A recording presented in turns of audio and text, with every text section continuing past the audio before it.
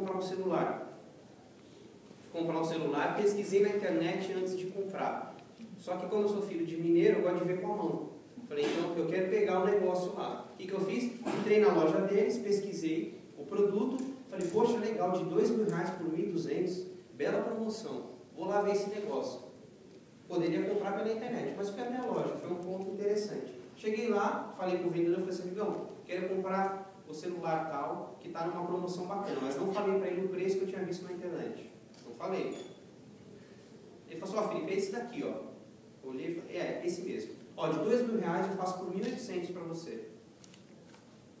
Fiquei quieto, falei, não vou falar nada, não vou falar para ele que eu já pesquisei na própria loja, no próprio site deles. Enfim, ele falou, olha, amigão, 1.800 eu não pago. Eu pago 1.200 dele. Você tá louco? Pelo amor de Deus, 1.200 não dá. Eu falei, não dá. Claro que dá. Fala com o seu gerente lá. Enfim, aí eles te levam para um lounge para tomar um belo café, não sei o que, te deixam lá esperando. Depois de uns 15 minutos, o cara volta. Felipão, não tem como, cara. Felipão, né? De todo amigo. Felipão, não tem como, não vai ter jeito. Falei, bom, então peraí. Peguei meu celular antigo e mostrei para ele. Esse aqui, ó. Por que na loja virtual de vocês está esse preço?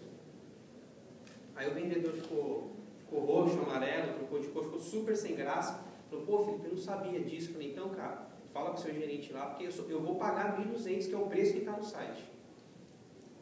Fui lá, vendo. Enfim, gente, para resumir, levei o celular por R$1.200. Ele garantiu uma vez, não garantiu porque ele fez o preço. Foi um canal a mais para ele. Óbvio, tem que tomar esse cuidado? Tem. Aquilo que você vende no seu ponto físico, você tem que fazer, às vezes, as condições na loja virtual. Tem que tomar esse cuidado. Você pode até colocar uma condição melhor na loja virtual, mas tome certos cuidados, porque isso pode acontecer.